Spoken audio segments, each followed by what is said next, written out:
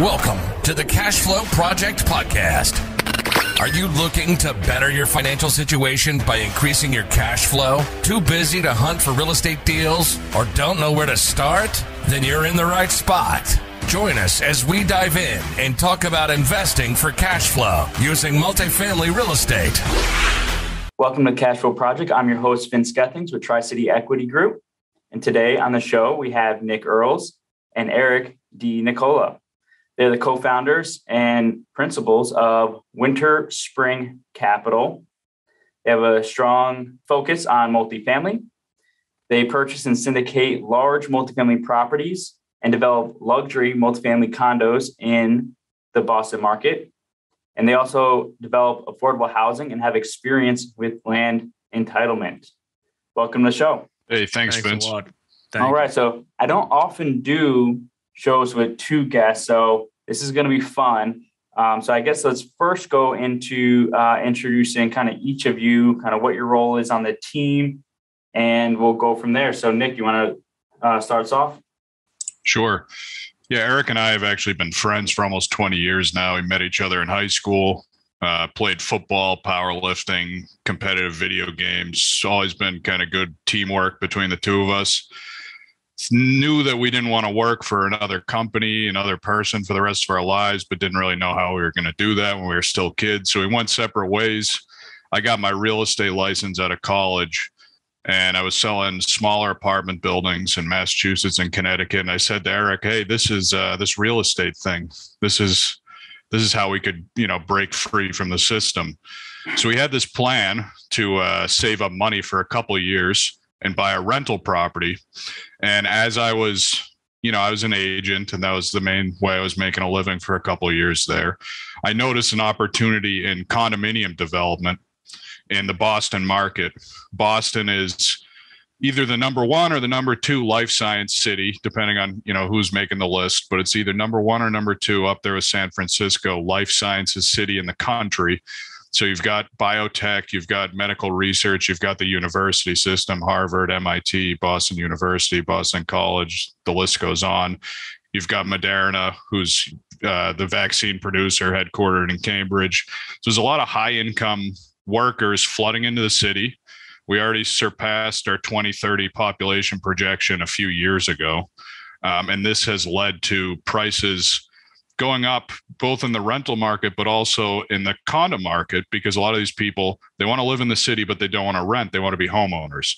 So that presented a good business opportunity for us. And we've been doing it ever since 2015. That was our first project. And we could get more into that later, but I'll let Eric give his background. So, like Nick said, we've been friends for almost 20 years at this point. I ended up going to college in New Jersey. Originally was, going to be an engineer. And right away I figured out, okay, well, I'm good at math, but I kind of still don't really want to do this. I want to do something on my own, but, you don't really have all the wisdom and foresight when you're coming out of high school. So we kind of, we went our separate ways for college. Then I started after college, I started working in public equity. I was on a trading floor, and then private equity after that. And that's sort of the time when Nick decided to, tell me, look, we got to start doing this. And I said, okay, I'm going to move back up there. We're going to save up money. We're going to back up there to Boston, and we're going to save up money, buy this rental property. And then as he kind of got into it, sort of shifted. We're very opportunistic guys. We've had that from the beginning. Whatever was going to help us get started or make us money or create a business for us going forward, we were open to. And that's kind of when this idea of condo development in Boston kind of came to fruition. And it was a little different, obviously, than we thought it was going to be, where we bought a rental property, just took in passive income. A few years later, bought another one, that type of thing. It didn't work like that. And we kind of learned this specific business with a very small project to start. And our goal was, okay, look, we can see this, we can repeat this model. Let's keep scaling up. And our goals and sort of personalities really worked very well from the start, which, we knew they would, but it was good to see in practice. Nice. So what was that first deal? Walk us through that. first, I guess, condo conversion. Is that what it was? Yeah, people call them condo conversions, but most of our projects are ground up development, so it's not so much converting as creating. Okay. That said, sometimes they're conversions, and this one's kind of a little bit of both. The first one we did, it was a existing 2-family, and we put an addition on for a third unit. So we were converting the 2 units and then adding a third unit as well, which was a new construction portion of the building. That one we got on the open market. It was an up and coming market of Boston. At the time, you could sell condos for $400 a square foot. Today, you're selling them for $700 a square foot. So There's been a lot of growth in this market, again, due to the life science industry and the population boom. And another factor of that is there's a supply shortage. The zoning rules here are very strict, which means that most projects that are built in Boston, you need special permission from the government to build them. And that's a really hectic, intense process. We've mastered at this point. We've done it on most of our projects, but it's very intense. It's a barrier to entry. And that leads to not much getting built, which again contributes to rising prices. This first project did not need special permission. It was kind of a unicorn. Every so often you'll see a project hit the open market, or you'll find one off market that you actually don't need special permission to build a reasonable building. What's allowed from the letter of the law is good enough. And that allowed us to kind of propel our growth into further projects. But there was probably a period of maybe a year where I was looking for projects until I found this first one. So we had to do a lot of upfront homework to find a project where we didn't need any special permission. And the reason why we wanted to avoid that for our first project was A, we didn't have the experience, and B, it's expensive to either tie up a property, put it under agreement, and go through permitting to get special permission. And we just saved up enough to do one job. This was our first thing. So we wanted to get a project that you could do it by right without any special permission from the beginning. But since then, we've kind of mastered this entitlement process where you do get special permission. But for that first one, it was a simple, existing 2 units, added a third, and then sold them at the end. Got it. So how'd you get past those obstacles? Most people, when especially on their first deal, doing something where they have to get, special permitting takes time, lots of time, often in a lot of these governments to get any kind of response or any kind of paperwork approved to even start a process like this. So when you hit these obstacles, especially early on in this venture, like how did you get past those?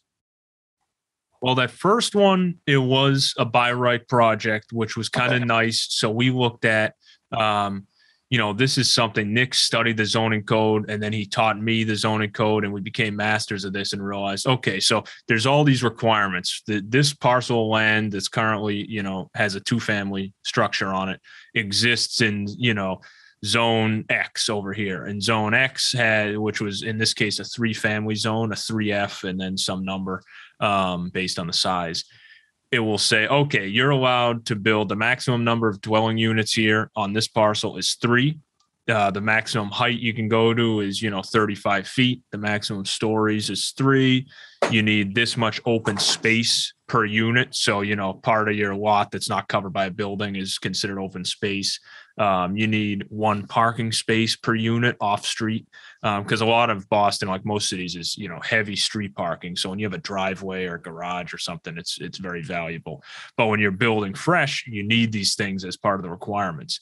A lot of the houses you'll see in Boston now, if you knocked it down and said, I'm going to rebuild this exact same thing, you wouldn't even be allowed to do it. The zoning code, they're kind of grandfathered in. The zoning code's very outdated. So this first one, we figured out, okay, it's actually a pretty decent sized lot, parcel of land for East Boston, which is the neighborhood we were in. And we saw, okay, we can extend it out this far. You're allowed to do 3 units. So it's already 2. So really we could add another unit within the letter of the law, within the zoning code requirements. We were already under the height. So we'll just match this addition to the same height. The setbacks are fine, meaning how far off the street it is. It met that zone's requirement. How far off the right and left side, it met that size. And there was a lot of open space. So when you're only dealing with three units, sometimes you might need like 300 square feet of open space per unit. So when you only have three, you really need 900 square feet. We had a few thousand extra square feet on that property. So we had a driveway go down behind. So it was really a unique situation where you're probably not going to find that as much now, 6 years later. That's why Nick said most of our projects are zoning. We have to go through zoning and say, look, it's a 2-family zone, but we want to build 10 units here. So we need all these variances. And that's a whole long entitlement process. But this one, we worked with our architect, we still work with now. We made it work within all the requirements. Then we submit the plans to the city and they say, okay, here, we approve this. Now these are what you need to get your permit. In this case, interestingly enough, there was a little pushback from the plans examiner. And he said, no, you can't do this. You're missing this. It's not going to be by right. You need to go through zoning. And we said, what the hell? No, we don't. This is not right. So there was a lot of back and forth with him. And he actually, unlike a lot of these city employees we deal with, relented and admitted he was wrong about that. So eventually the permit was granted. We started construction. And so that was probably the smoothest of all our projects in terms of dealing with the city. And then as we were going, the market continued to go up, and each individual condo that we sold, we'll sell them to homeowners usually. Sometimes an investor might buy a couple and rent them, but in the same building. But these were 3 individual families that bought them, and they the price of the square foot went up as we were building. So we actually exceeded our projections, and it kind of allowed us to get into the next project or 2 at the same time in that case. Wow. So it's a lot. So what I got out of that was, I guess be willing to do what other people's aren't. Because I can see like a lot of investors just looking at that process and just like not even attempting, that condo, the conversion or the new build, just because of all the red tape and hassle it's going to be to go through. But you studied the code and you exploited those opportunities. And like you said, seems like the secret got out maybe a little bit over the last 6 years about adding these. What do they call them? ADUs? What do they call them there? These additional condos. Do they have like a special name, or is it just condos? Oh yeah, we don't call them ADUs. I think ADU specifically would mean like an additional structure, but these are just like connected to the building. Okay, yeah, I'm that new to it that I don't even know the right jargon for it. But so the point, I guess what I want to hit on that was like putting in the work, like going through the code, the city code, and I've done that a little bit. It's not that exciting. It's a lot of times it's clear as mud. But going through and exploiting those opportunities and creating value, just from like the small details in the zoning code in these houses that are grandfathered in. So that is awesome. That's a very unique way to enter a space, especially multifamily in a very hot competitive market like Boston. So that's awesome that you're able to do that. So you hit a home run with that one. Then what? So we went right from that one to, while we were still in the middle of it, we actually got 2 other projects under agreement. One was in a surrounding city of Boston called Somerville. Another one was also in the same part of East Boston as our first project. One of those projects should have, by the letter of the law, you should have just been able to do 3 really big units. Very luxury market, very, well over $1 million per unit, that sort of project. And then the other one was our first one where we were entitling the land ourselves and we were going to the government to get special permission. It was a 2-family and we were entitling it for 7 units. The 7-unit process, even though that one required special permission, was pretty smooth. It took about 6 months to get it permitted. And we got 7 units permitted, and we pre-sold all of them before we finished construction. So that was kind of a home run project for us. It was like a 4 or 5x multiple on our money. Then the Somerville project was to your prior question you just asked Eric, this would almost be a more appropriate project for the barriers, because that one was, by the letter of the law, you're allowed to do 3 units, but there was a lot of, it's a very, kind of hippie, super liberal sort of a city. So people really hate developers. Not really rationally, just, we're providing housing and we could make the prices go down. I won't get into that diatribe, but they don't like developers. Let's just put it at that. And they were very against our project, even though it's 3 units. You'd think, like, who's even paying attention to that? And the house that we were knocking down was literally mold infested and falling apart. Like, you can look at pictures from like 2015 if you want to. They went to the city and changed the zoning code just for that street, which is something that's called spot zoning. It's actually illegal. We could have sued them, but that would have been, we'd be suing the city, and it would have been a multi-year process to make it so we can't do anything. And that was a kind of a baptism by fire, if you will, of the sort of when stuff goes wrong, it can go really wrong, because suddenly it was this amazing project that we picked up for a steal, and we were only going to do 3 units, but we were going to make like $2 million in profit. It was a great project. And then all of a sudden, something no one could have predicted, really, they literally changed the law on us. And we had to learn quickly how to solve problems that seem unsolvable to normal people. We hired a zoning attorney who is a former politician and has connections within that city and many other cities surrounding Boston. He sat us down with the city government, and we ended up working it out and got a project approved for 2 units there. Still ended up being a good project, not as much of a complete grand slam as it could have been, but it was still a profitable project for us. So both those projects turned out pretty well, but that experience was a little traumatic. And it was, as you said, most people look at this stuff and they listen to what we're saying. They're like, I don't want to do that. I just want to, I want to invest with someone else, which I think is appropriate for most people if you got a full-time job, or if they're an active, operator and real estate's their full-time thing. They think I'd rather just buy, a vanilla value add deal or something. Well, the difference is we make more money with these projects. There's a risk reward continuum here. So that's why we do them. Yeah. You're willing to do what other people don't. So you reap the rewards that other people don't. Right. So that's huge. I guess the persistence that, you've described to get through these kind of, you said, unsurmountable obstacles, is definitely, inspiring, because a lot of people would have got stuck up in that, the bureaucracy or whatever that you landed yourself in with them changing the code on you. And, a lot of people, they're cursing everything, but then they're just like, they don't want to fight that battle. They got, it's a lot of time, a lot of energy, I bet.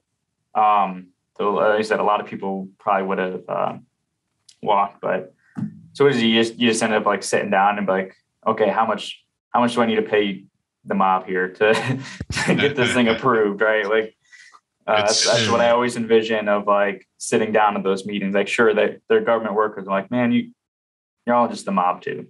Like, it's not too different. Especially that city, it's a little different. The history of that city and its mayor, right, Nick? Yeah. Good point. Yeah, I don't know too much about the Northeast or Boston, or really just the Northeast in general. But anyway, good. So you got 2 under your belt, and then a little bit before this show, you're talking about going into an office conversion. Was that any of these deals? No, that's a deal we're doing now. Yeah, we've got a couple deals going on right now. Yeah, let's talk about the office conversion one, because just like I mentioned before the show started, that because of COVID, there's a lot of these office buildings that are now vacated as people work from home, or they relocated to whatever, Texas or something, or Florida, and a lot of people see like you can get these office buildings at super steep discounts, pennies on the dollar, and they want to do the convert them into multifamily, convert them into flats or whatever.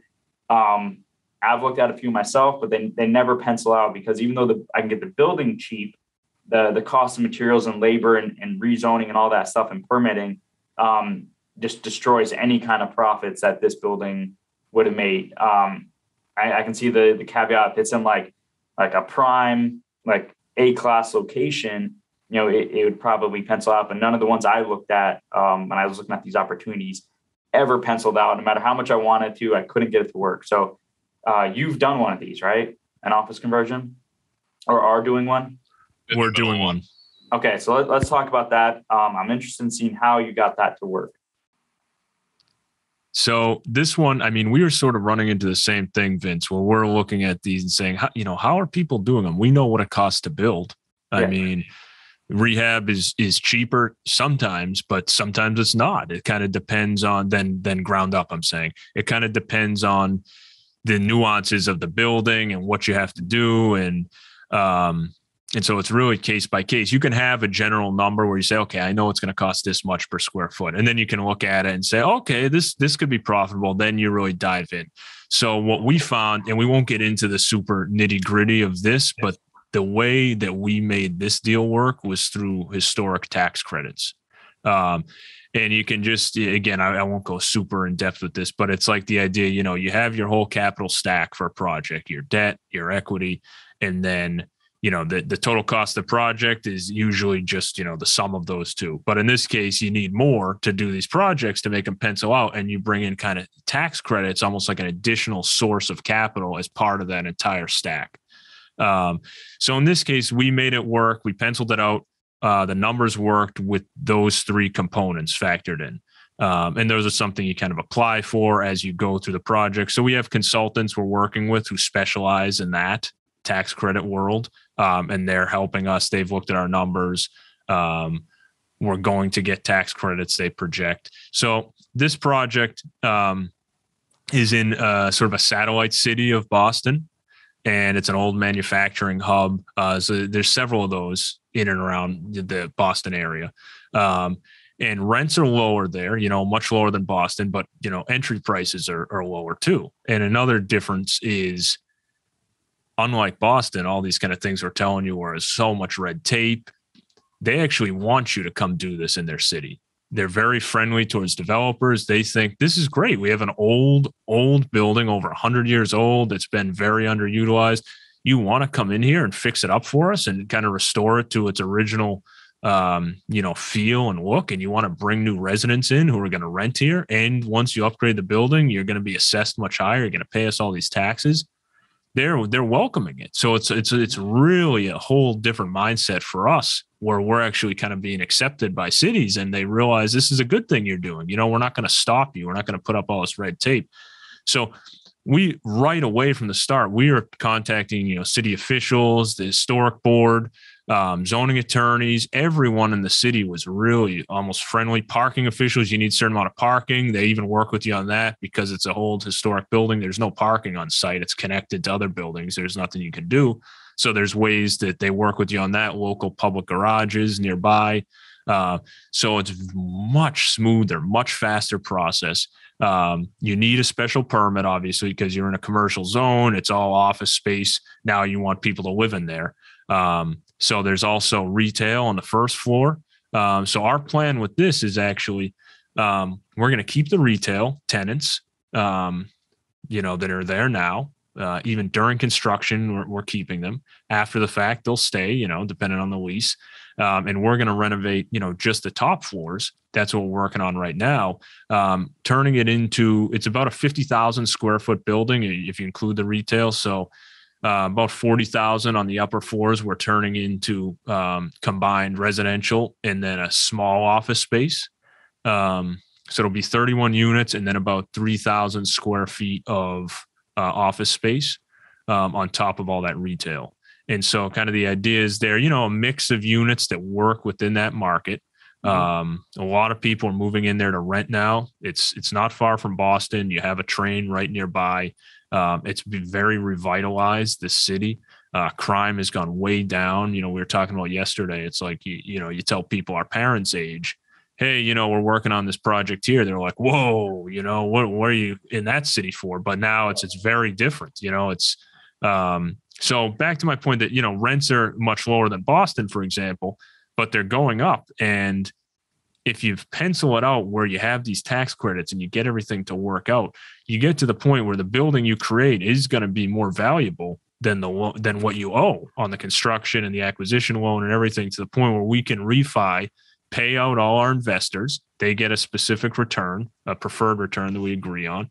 And then we can actually hold on to this building as a rental asset, mixed use building going forward, where we have retail tenants, one or several office tenants, and then 31 apartment units. Nice. And you're keeping those as apartments and not doing condos and selling them. Not selling. Yeah. It's very, very different dynamic than Boston. The condos are not as desirable. Gotcha. That's what you said there. The income was a bit lower. So I gotcha. No, that's also these tax credits. Are you using them, or will you use them to just kind of eat up your property tax bill, using it as just a write-off, or are you selling them? Yeah. So what we do is we sell them. So say you had a tax credit for $1,000, you might sell it for $950, just as a easy, simple number example. People will come in, and we won't get into the weeds of it, but you need to have a certain ownership structure. There's a couple different ways you can do it. They need to technically be one of the owners if it's federal tax credits. Doesn't work that way for state. But you will get federal and state tax credits. The building's on the National Historic Register, so it's pretty much, guaranteed to be approved for those. And they'll just basically, the tax credit investor who purchases the credits from us, they'll basically be one of the sources of funding for the project. So while we're not awarded the actual credit until post-construction, we could get a bridge loan on that money. I'm not necessarily saying we need to, but just to throw it out there ahead of time before actually being awarded it. And B, once they come in, say you're getting,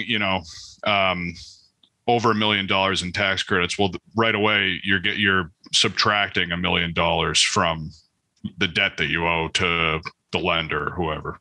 So it just, removes what you owe to the lender or what you owe to equity investors. And obviously, if it's a large enough amount, it can significantly shift the project. Like this project, like you were saying, a lot of them don't pencil. Without tax credits, you could sell it and make a decent profit. It wouldn't be the sort of project we would go after, but with tax credits, it's really good. We're able to make if we do a cash out refi, we can pull out a lot of cash and still hold on to this newly renovated building, which is kind of the ideal situation as an investor.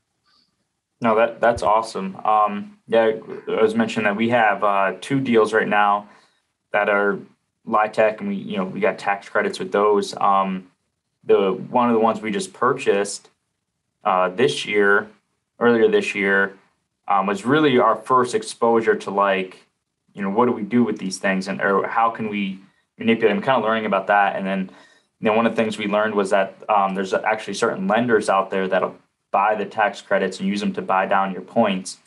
So we were buying this property, and the debt that was on it, they had 1% debt on it. And I was like, how'd you get that? And then he the person we bought off of, this is his whole career, 40 years of tax credit development.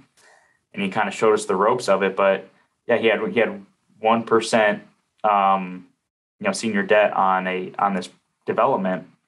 And it literally, and that's when I was like, there's this whole world here that most people don't even know exist, of just brokering tax credits, either selling them to investors, selling them to institutions, or even banks, and how you can use those to solve problems, just like its own currency. And it's a very fascinating world, very niche market, but you can make a lot of money because a lot of people aren't looking there. They're looking for the same B-class value add that everybody else is. So exactly. Yeah. And it's very fascinating. Lots of red tape. You have to, the timeline to do things is always double, triple what a normal deal is. But if you're willing to stick out there and be persistent and get it done, and like you said, burn the time to go through all the code and figure this stuff out, could be very lucrative. Love it. So what else you got going on? What other? So that's you have stuff in very different, diverse niches in real estate, and that was kind of one of your points there. I think on Eric's bio that you kind of focus on diversity in the portfolio. Was it Eric or Nick? Which one was that? We probably both say it. All right, both say it. So we like de-risking. Yeah, so de-risking. So let's talk about that. So, in real estate, trying to educate other people of like, the importance of diversity, but then showing them like, look, even inside, the industry of real estate, you can be very diverse on how you, attack deals and invest in deals. So I guess that's my question there is, what's your take on diversity inside the, somebody's portfolio and then inside real estate in general?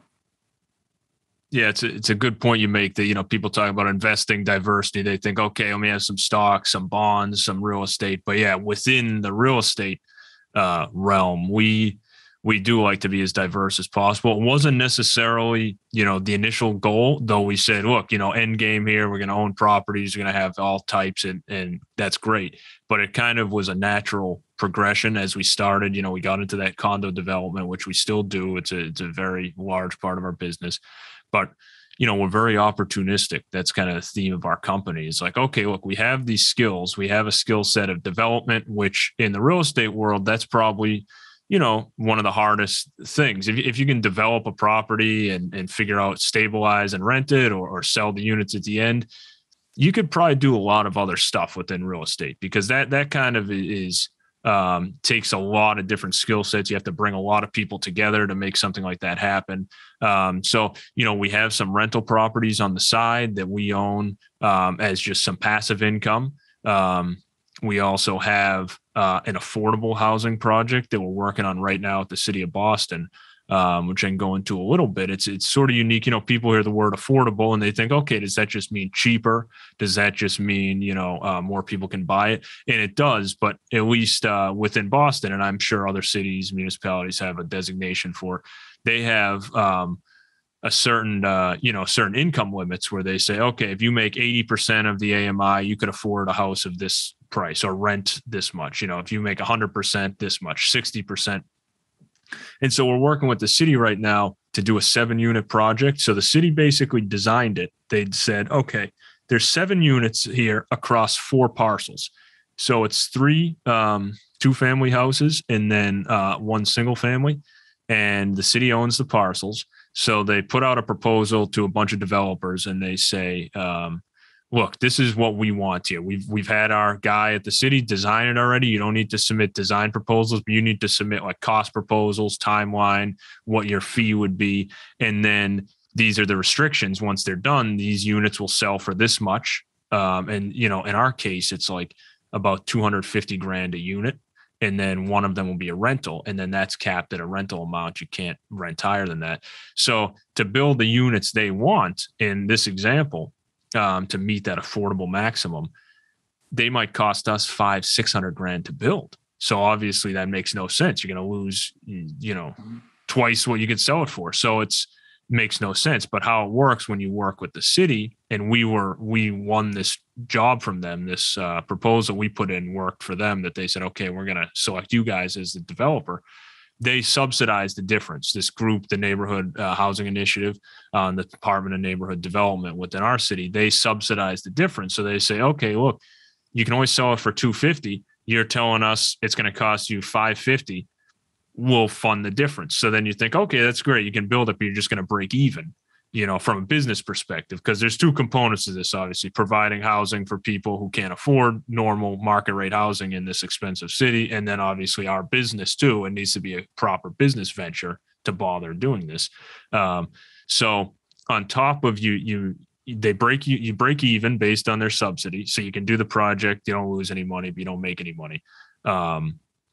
But you then say, look, this would be my fee. So it's a developer fee you put in. It's a percentage based on the cost of the project. And they factor that into their decision as well, I'm sure. They don't tell you specifically, but they probably want to see, okay, who can do this sort of the cheapest, but also meet the quality standards we want. and is not asking for an arm and a leg and a fee. And so our strategy with it was, look, we kind of see a lot of these cities, especially Boston, going more towards increasing the amount of affordable housing. And so let's get our foot in the door. Let's do something good for the community where people can actually afford these houses, but it also gets us as a business into the door. They know us. They see, okay, we've done a successful project. This was sort of an easier first step because it was already designed. We knew what they wanted. They said, look, this is the house we want. This is the other house we want. There's no, okay, we want a 2-bedroom, come, design it. So that's kind of the whole process there in a nutshell. You work very closely with them. Similar, you still have to get, zoning variances potentially. Maybe they're by right. In this case, each of the parcels and the property that's going to be on them are by right. But maybe they're not. And either way, you work with the city. They make sure you kind of meet certain requirements for diversity on your team and local businesses on your team and local builders and everything. And then, like I said, they select the winner essentially, and they award you the project. So now that's what we're working on right now. That's how an affordable project works in Boston.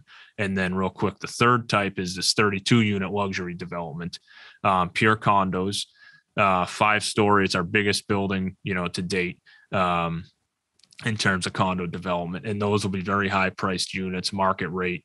We're working with a very high end broker there. A lot of times we sell our own units in smaller projects, but in this case, it makes more sense to really work with these guys who are expert marketers. They work on buildings in this neighborhood of this caliber. They know what the buyer pool wants. They have a massive database. So it's a bigger, more intense development than we've done in the past. And so far it's going really well. Nice. And so that's brand new development? Yes. It's okay. The existing parcel had on it a 1-story brick warehouse. So we leveled that building 5 stories, 6 stories up? 5 stories. Yeah. 5 stories up. Nice. 32 unit. That's going to be huge. All right, so now we can transition over to the fire round. This is the same questions we ask all of our guests. Do you have any kind of comments or anything you want to throw out there before we get into the fire round? Just go right into it. Let's go for it. Go for it. Sounds Got it. Good.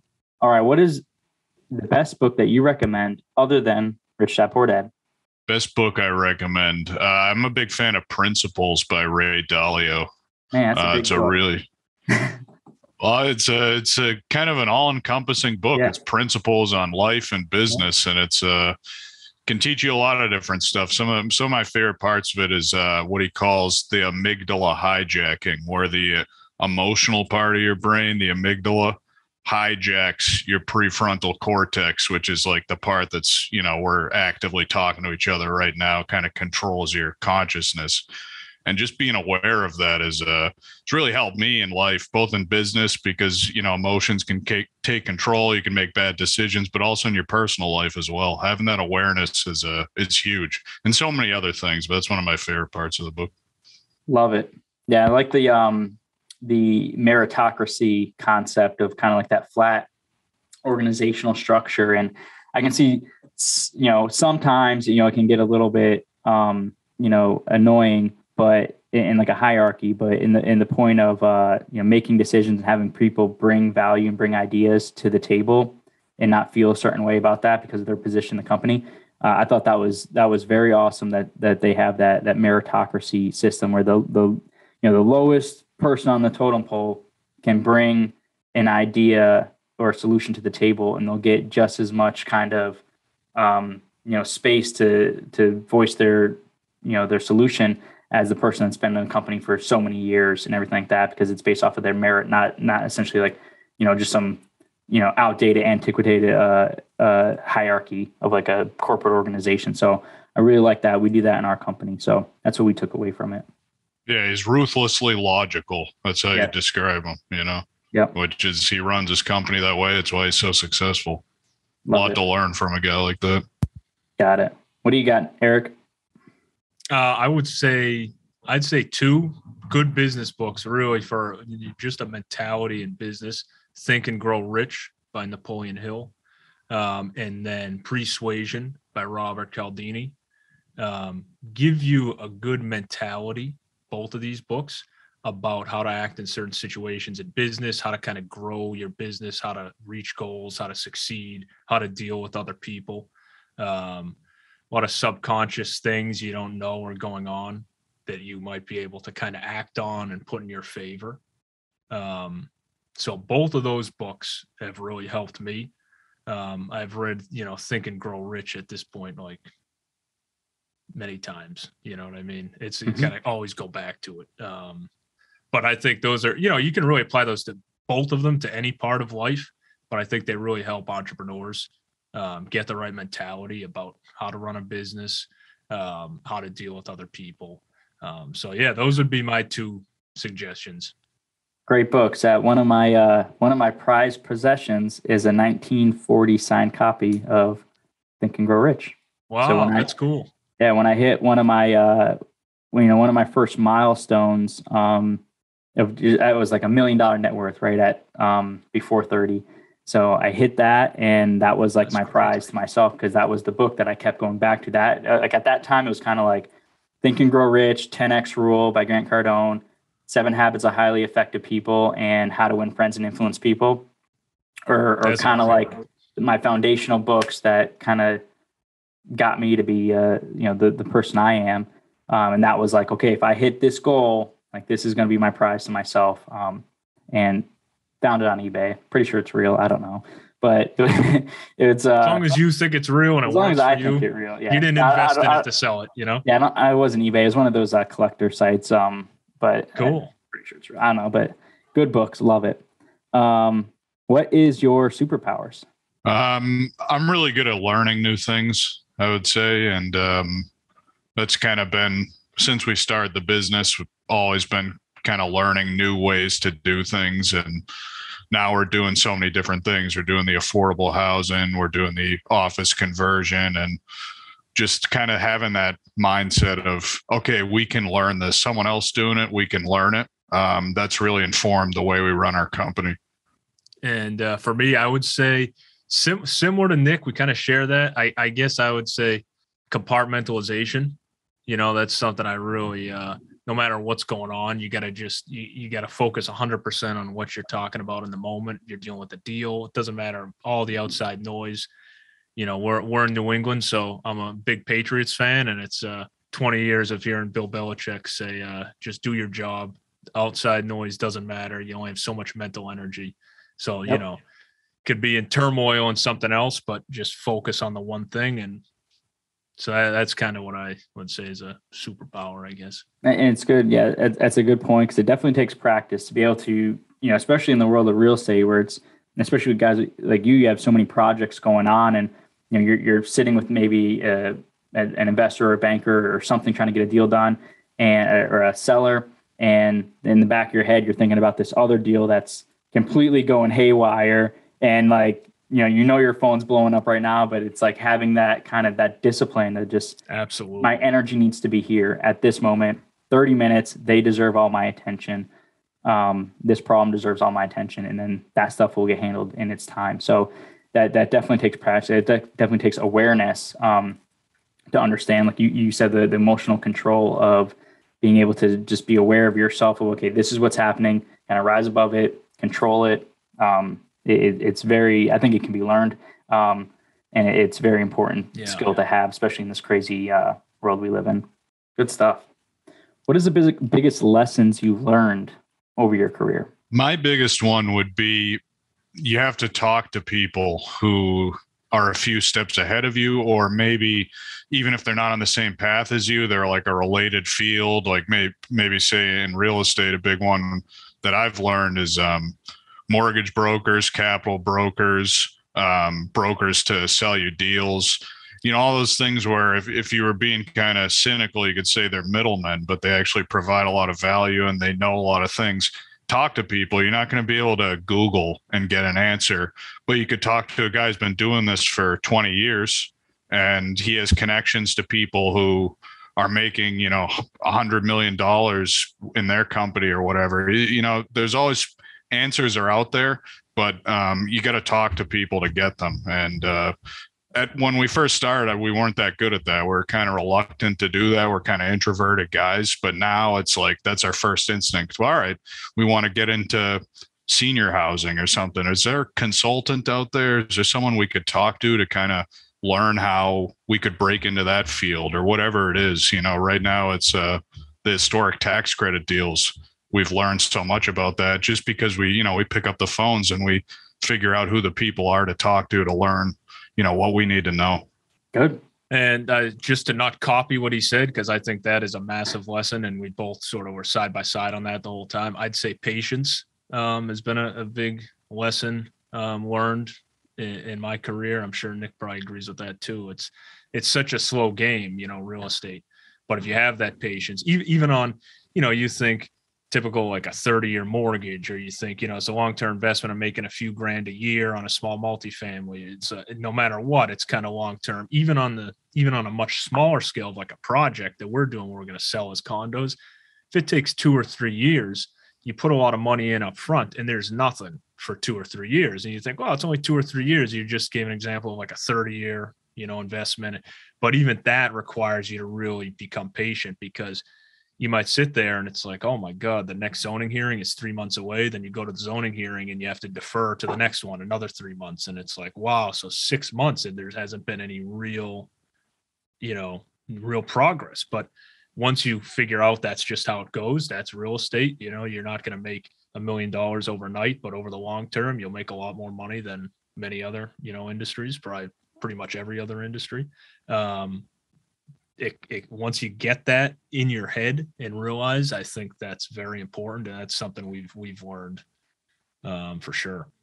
Good. And to that point, planning for those delays, not just having that patience and that kind of fortitude to kind of just expect delays, but having the working capital to get through those times where you're just burning cash, right? Because you said a zoning hearing, you might have holding costs on whatever, and you just got hit 3 months, and you're like, okay, well, that just added to my burn of whatever $50K, and just knowing that you have to plan for delays and expect delays because they're gonna happen, and making sure you're capitalized enough that you don't go bankrupt from the time that for those delays happens. I got an example right now.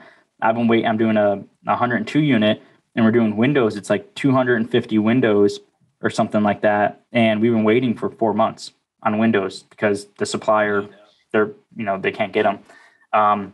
So that's pushing my entire construction timeline back because the windows can't get done, then we can't do the siding, and the next thing and the next thing. So expect for that, be capitalized through that is big lessons learned. So that's a very important thing, is have the patience and expect delays in any kind of project like this in real estate, because it's already slow to begin with, like you said.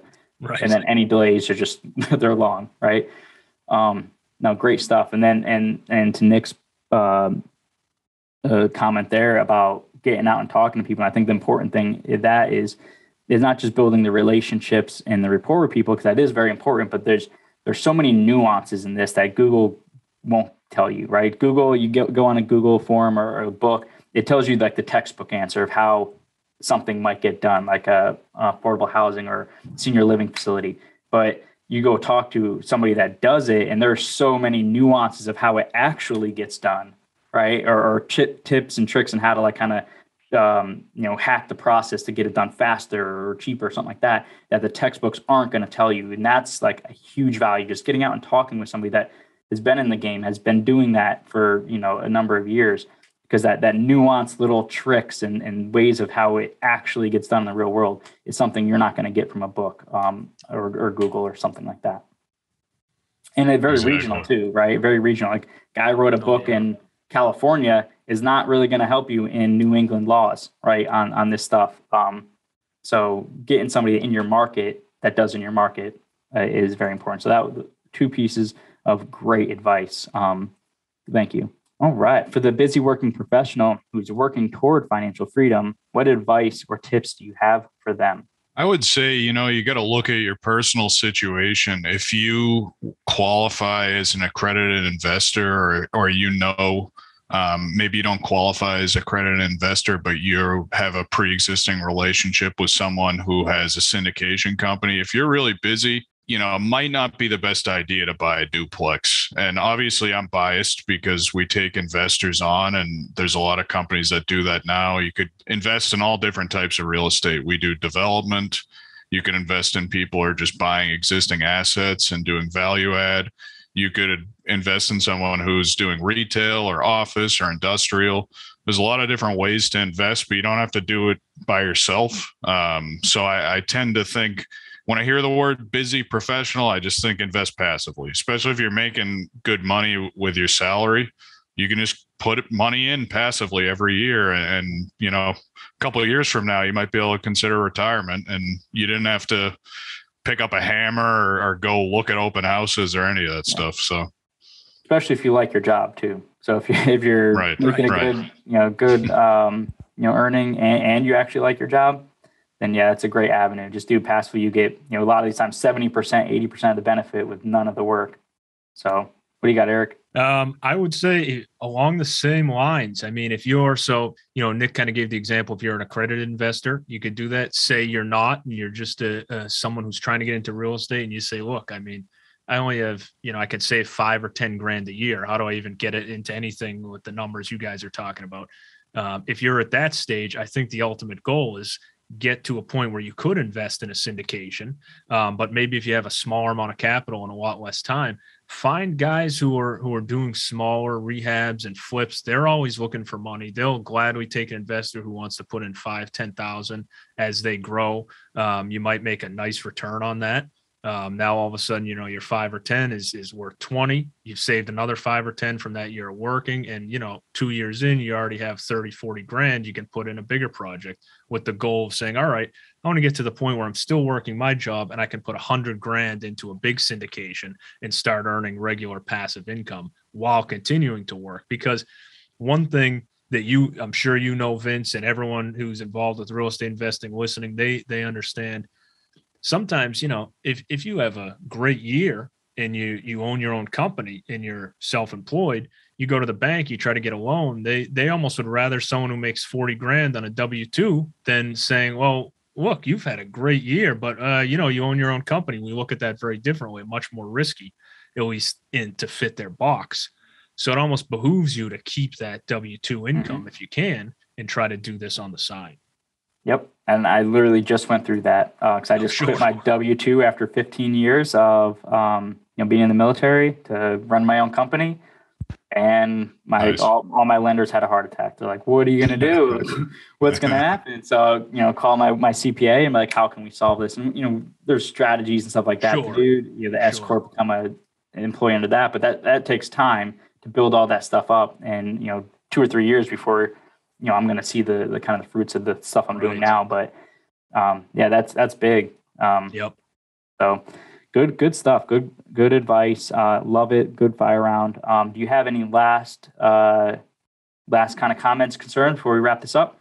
Yeah. If you're interested in learning anything, anything we said interests you, check out our website, winterspringcapital.com. We've got investor guides on there. You can learn about condo development. You can learn about how to invest passively in development deals like we do. We got a bunch of articles if you're trying to build your own company and do what we do. Pretty much everything we know, we've written an article or a guide about. So definitely check out our website. We're also active on Instagram, and Eric and I are on LinkedIn if you want to connect directly. Love it. All right. Well, thank you for taking the time to record the show, and look forward to airing it and hearing our feedback. It's going to be a great episode. And we'll see you around. Thanks for having us on. Thanks, Vince. It's been a pleasure.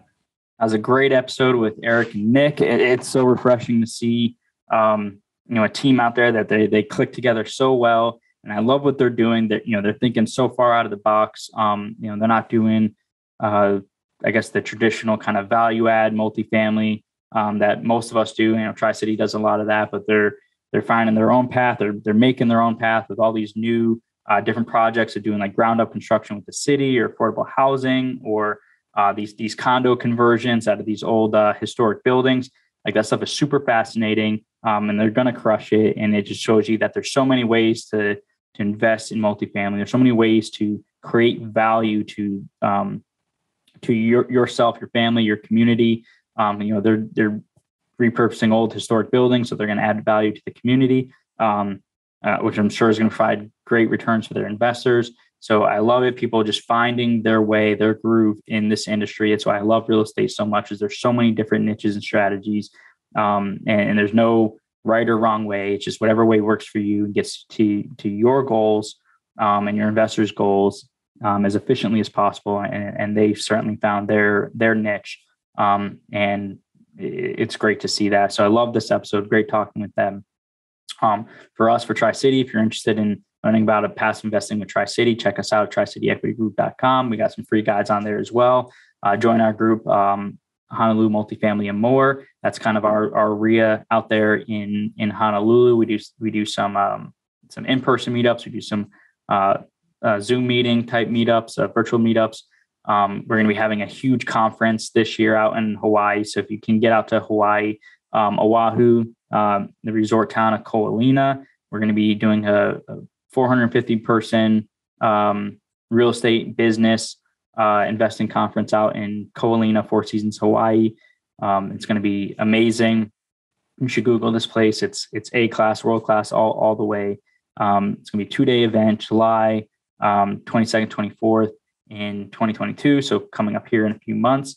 Definitely, we have preferred booking for the Four Seasons, and Disney Alani's right next door. So if you got kids, you got a family, bring them along, turn into a work play type vacation where the kids can go hang out at Disney Alani. You can do the real estate conference for the 2 days, do some golfing, some swimming, some hiking. There's a golf course right on the resort. It's going to be, to me, one of the best events in 2022, and it couldn't be at a better location. Definitely the best location of any event, I'm sure, real estate event of the year of Ko'olina, Hawaii. So definitely want to see you out there for that. It's the Hawaii Millionaire Mindset Conference, codenamed Blueprint. You can check us out at, what's the website here? It's millionairesmindsetblueprint.com. If you want to learn more about it, get tickets, but we're really, really excited about that conference. We want to see you out there. And we're doing early bird specials right now on the tickets, on the general admission and VIP tickets. So we'll see you out there. But until next time, this is Vince, sign off.